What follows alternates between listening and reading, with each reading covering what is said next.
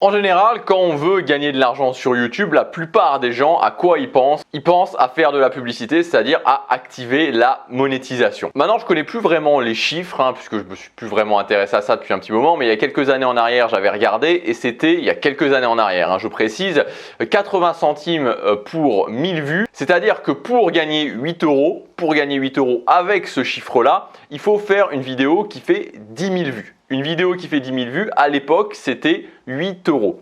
Donc ça veut dire que si sur un mois, vous faites 10 vidéos à 10 000 vues, ce qui est déjà quand même assez conséquent en termes de nombre de vues, vous allez gagner 80 euros. Et plutôt, je devrais dire, vous auriez gagné à l'époque 80 euros. Maintenant, il y a eu beaucoup de choses qui ont été remises en question et aujourd'hui, je pense que peut-être que vous gagneriez 40 euros, peut-être quelque chose comme ça environ. Donc évidemment, c'est complètement faux. Il y a des moyens bien plus rentables, bien plus efficaces de gagner de l'argent sur YouTube avec une petite audience parce qu'encore une fois, le plus difficile sur YouTube, c'est d'avoir beaucoup de vues, c'est de créer une énorme audience. Alors que si vous faites ce que je vous propose moi sur cette chaîne, c'est-à-dire que vous réunissez une petite tribu de fans, c'est beaucoup plus simple et beaucoup plus rentable pour gagner de l'argent sur YouTube.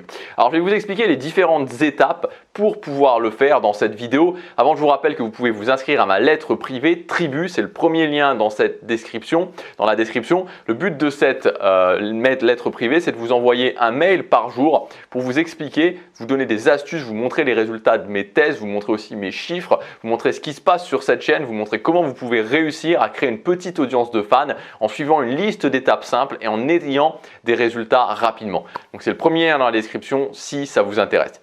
Alors première étape pour réussir à vivre de votre chaîne YouTube, c'est tout simplement de parler d'un sujet qui vous intéresse. Parce que tout simplement, si vous ne parlez pas d'un sujet qui vous intéresse, si vous n'avez aucun intérêt sur le sujet sur lequel vous parlez, vous n'aurez pas envie de faire votre contenu, ça va se ressentir. Donc encore une fois, il ne faut pas forcément parler d'une passion, parce que souvent on parle à passion, il faut avoir une passion. Non, pas besoin d'avoir une passion, mais il faut parler d'un sujet qui vous intéresse, un sujet pour lequel vous avez un intérêt.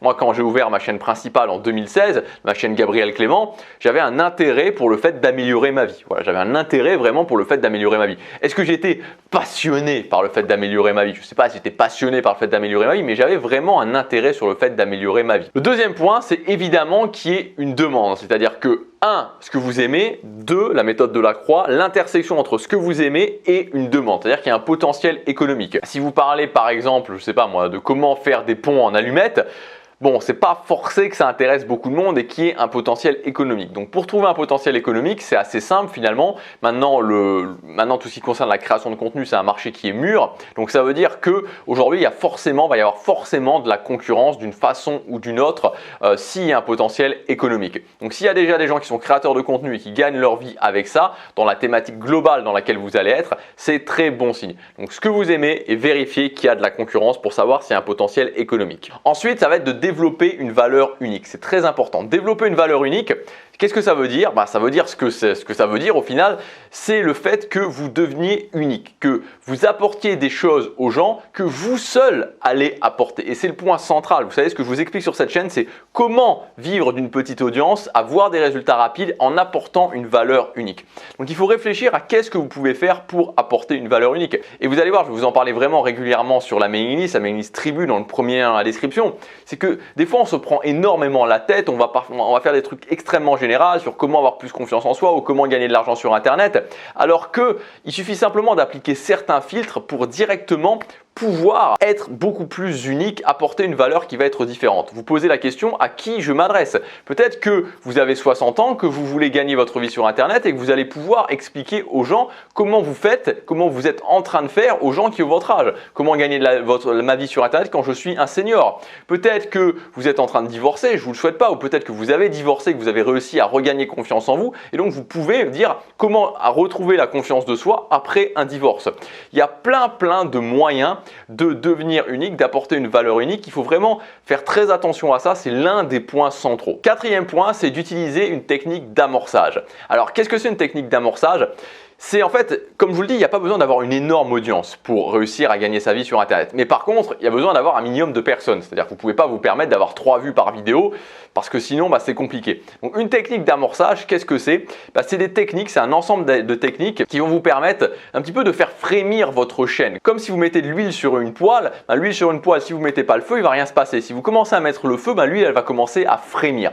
C'est exactement ce qu'on veut avec votre chaîne YouTube. C'est-à-dire de commencer à faire en sorte que au lieu d'avoir 2 ou 3 vues par vidéo, vous ayez 30, 40, 50, 60 vues. C'est-à-dire que honnêtement, pour démarrer entre 30 et 60, 70 vues par vidéo, c'est largement suffisant pour commencer à générer un revenu récurrent. Mais il faut au moins arriver à ça. Les techniques d'amorçage vont vous permettre d'amorcer votre chaîne YouTube pour commencer à construire petit à petit votre audience de fans. C'est le 4e point. Le 5e point, c'est de publier du contenu régulièrement, au moins un minimum de 3 à 4 vidéos par semaine ou alors après ça dépend, on peut faire des combinaisons. Par exemple, moi sur cette chaîne, j'ai choisi de faire moins de vidéos mais plus de mails. Après, sur mon autre chaîne, je fais une vidéo tous les jours. Donc encore une fois, ça dépend. Il y a plusieurs combinaisons qui sont possibles, mais il faut impérativement faire du contenu régulièrement. Et enfin, vous orientez sur les résultats. Et s'orienter sur les résultats, ça veut dire, comme je le répète souvent, dès le démarrage, et quand je dis résultat, soyons clairs, on est d'accord, si vous êtes ici, c'est pour devenir créateur de contenu, donc gagner votre vie avec votre contenu pour générer un revenu complémentaire ou pour ensuite pouvoir quitter votre job. Donc ça veut dire que dès le démarrage, vous devez être orienté sur le fait de générer des revenus. Et vous devez impérativement ne pas commencer par le fait de se dire ok, d'abord je vais commencer à construire mon audience, d'abord je vais faire ça, puis je vais faire ça, puis je vais faire ça, et ensuite je penserai éventuellement à vendre. C'est une très mauvaise idée, c'est un gros piège dans laquelle la plupart des créateurs de contenu tombent.